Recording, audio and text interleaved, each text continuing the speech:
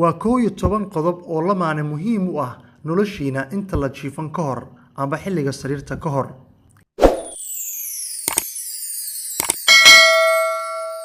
11 in la isku helo waqti oo aan la kala mashquulin qofka kalena uu u sheego inuu u xiisay dhowr su'aalood oo dabacsanna la isweydiiyo inta aan la jiifan ka hor oo si fiican loo wada hadlo.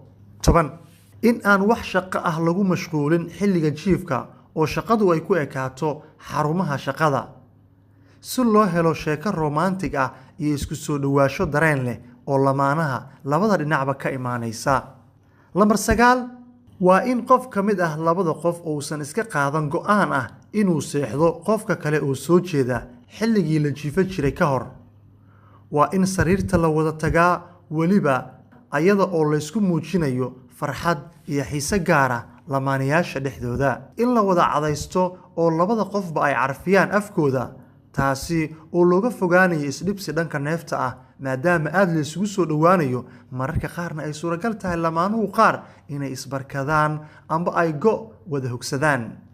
Lambar 7 in loo sheekaysto si waji ka waji ah oo indhaha la isku saaro isla markaana dhoola cadeyn iyo farxad yar oo dareen leh la isku muujiyo taasi oo muujinaysa rabitaan kalgacayl leh iyo xiisaha lamaanaha ka dhaxeeya. waxaa lagala jeedaa in labada qofood oo aad isugu dhow ay sheekaystaan ayadoo qofka kale uusan ka jeejeesanaynin sheekada lamaanihiisa muujinayana inuu ku qanacsan yahay ku faraxsan yahay oo uu la dhacsan yahay.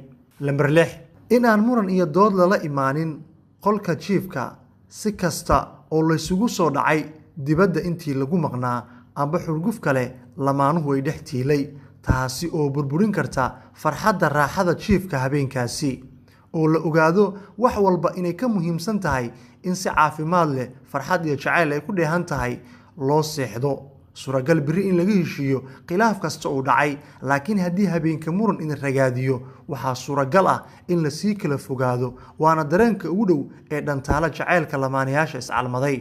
Lambar 5 in laga taxadiro in haddii caruur ay jirto lamaanayaasha 2 hal 3 iyo in ka badanba in ay xur u noqdaan qolka jiifka ee lamaanaha gaarka u ah caruurtana loo sameeyo qol u gaar ah haddii ay jiifan karaan keligood taasi oo keenaysa in uu yaraado buuqa iyo sawaxanka isla markaana jaanis ay isugu helaan lamaanayaasha.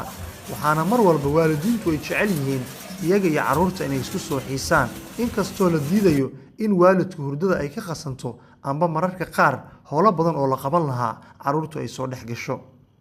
Lambar 4 waa muhiim qodobkani waa in codka laga xiro taleefanada si aysan caawo dhan u soo dhicin wicitaano kala duwan oo ah habeenkii xilli dambe. haddii ay dhacdo qiso noocan oo kala oo habeenkii taleefan uu soo dhacana waa in midka kale si dhow Malaysia uusan dibadda taleefon ula bixin taasi oo keeni karta tuhunno ku aadan labaanaha dhexdiisa.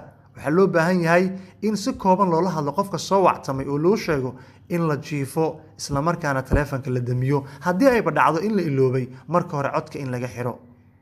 Lambar 3 in aan wax balwad ah la soo gelin qolka jiifka sida sigaarka, shiishada, qamriga, tubaakada iyo waxyaabaha kale ee dadku qaar isticmaalaan taasi oo keeni karta in saaxada qolka ay bedelanto amba dhibaatooyin lamaanayaashu ay ka dareemaan. waxaa ka mid ah in qofka kale uu dhibsado balwadiisa waxaa loo baahan yahay wax walba oo balwada inaysan soo gaarin qolka jiifka oo ka hor la soo xalliyo.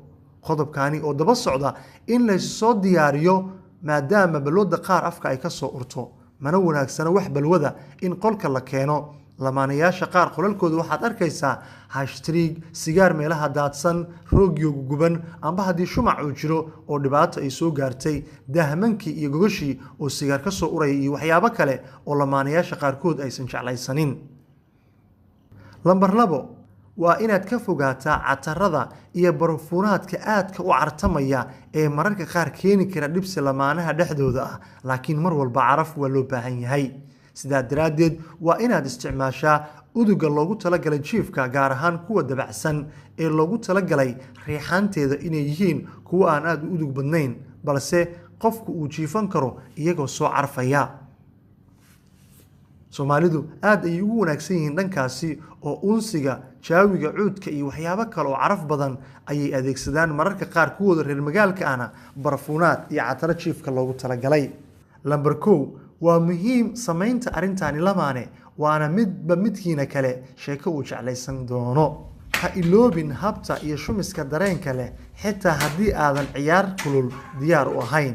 Waa in aad laabta gelisaa lamaanahaaga adiga oo macsiinaya weliba si dareen leh farxadna u muujinaya. Taasi oo ah qayb ka mid ah raaxada lagu sheegaya ee nolosha oo dhan. 11kaani qodob ka mid ah haddii uu ku qanciyay hoos noogu soo qor jawaabtaada. Subscribe-na noo dheh channel-ka si dhiirigelin ay noogu noqoto. Like noo saar isla markaana gambaleelka furo. waadna ku mahadsan tahay mar walba la socodka iyo daawashada macluumaadka aan soo gudbino.